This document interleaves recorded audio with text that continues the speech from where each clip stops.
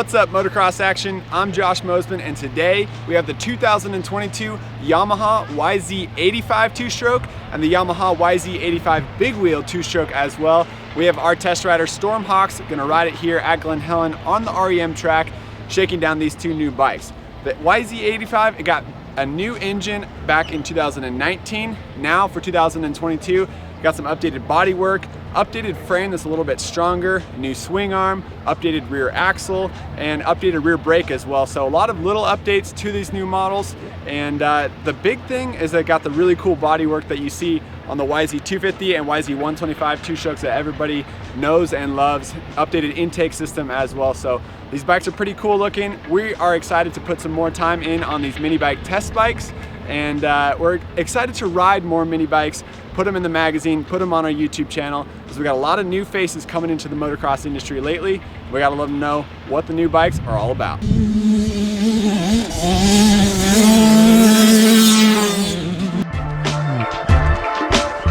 The Yamaha YZ85 and YZ85 big wheel were a lot of fun to ride today. We had Storm Hawks on the bike testing these bikes out. He's a little bit tall. I think after today we're gonna have to advance him to being a 125 test rider instead of a mini bike test rider, but it was fun to see him out there. He did a great job. The YZ85 and the YZ85 big wheel, they're new models for 2022. Obviously, the 85 has been around for a long, long time. That bike got a new engine in 2002, and then it got an updated engine in 2019 that was basically brand new. That 2019 engine is what we have here in this bike. The rest of the changes were more towards the subframe, body work, and stuff like that for 2022. But the YZ85 big wheel, which is what we shot most of this video on because Storm is so tall, that is the same model as the little wheel, same engine, subframe, frame, all that stuff, but it has longer swing arm, 26 millimeters longer. It also has bigger wheels to run in the Super Mini division. So the YZ85 big wheel has been sold by Yamaha in Europe for a few years. The FIM and the Junior World Championship and some of the 85 races that they have overseas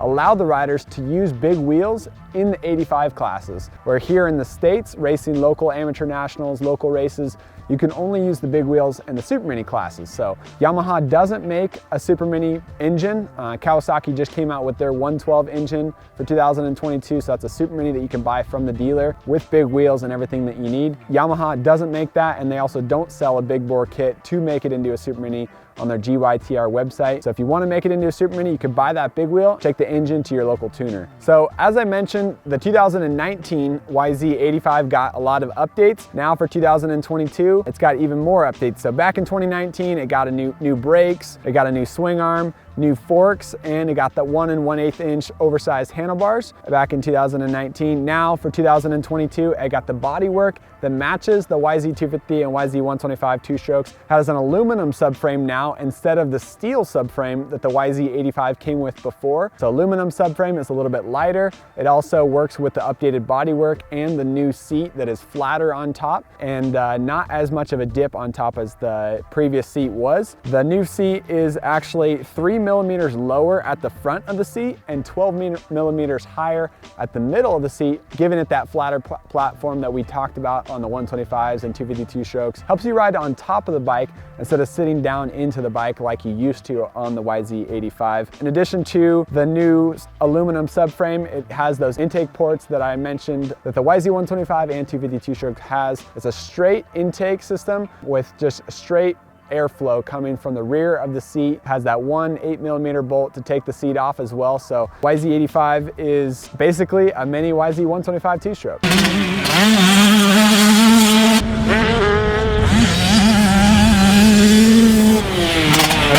Talking on more updates for the YZ85, it has an updated rear brake master cylinder. So it's kind of funny that Yamaha really kind of went down the line and updated all the models very similarly. So like I mentioned, the YZ two-stroke big bikes from Yamaha, 250 and 125, they got updated brakes. Now the YZ85 got updated brakes as well. It's not the same master cylinder, it's not the same caliper that the 252 stroke has, but it does have a very similar master cylinder for the rear brake, and that's just to make a little more linear brake feel and also make it so that you don't have to press down as far to get the rear brake to engage. So that's updated on this bike. It's also got an updated swing arm and an updated steel frame on the YZ85 as well. So both the swing arm and the frame got a little bit of material added to be a little more rigid, a little more balanced, and a little bit stronger as well. So the YZ85 frame has updates at the swing arm bracket where the swing arm connects into the steel frame, also at the bottom motor mount, and at the rear brake master cylinder bracket.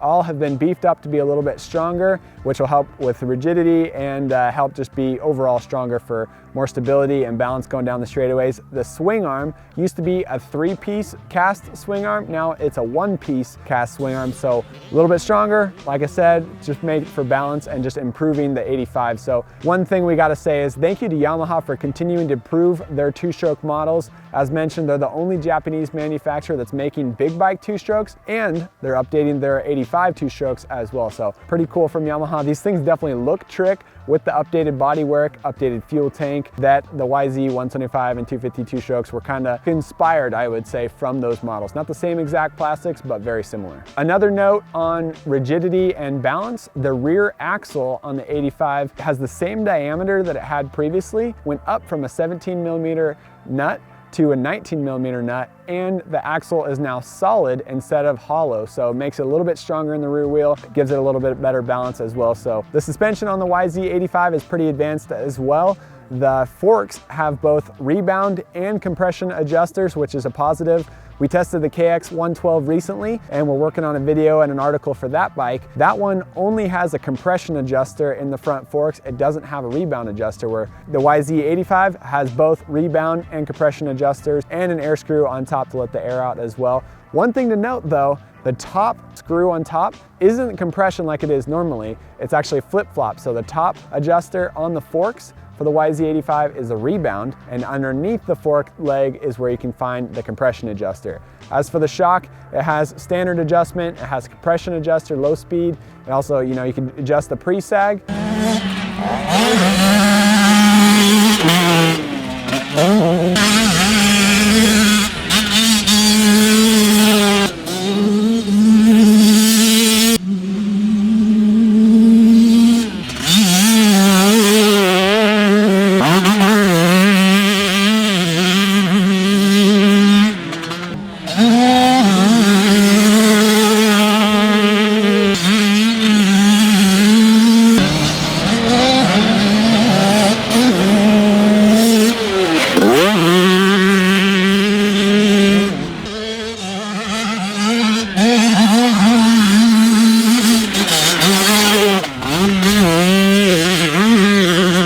All right guys, so let's dive into how these two bikes felt on the track today. As I mentioned, we had Storm riding the 85 big wheel most of the time for our video and photo session, as he's a taller rider. I jumped on both of the bikes. I rode the small wheel and the big wheel. I'm 6 foot 175, definitely too big for an 85 two-stroke, but it was still a lot of fun. I even got to race with Yamaha's Steven Tokarski. We had some fun battling. Storm, he liked riding the 85 big wheel, and the price for the 85 with the small wheels, the standard wheels, is $4,799. The big wheel model is only $200 more. That retails for $4,999. So as I mentioned at the beginning, the big wheel has a 19-inch front wheel, which is up 2 inches from standard 17. The rear wheel is a 16-inch on the big wheel bike. That's up 2 inches from a 14 standard rear wheel for an 85. Like I mentioned, it has a longer swing arm. Forks are also stiffer on the YZ85 big wheel. They have a stiffer spring rate, and settings front and rear, the valve settings are a little bit stiffer on that bike as well. So talking to Storm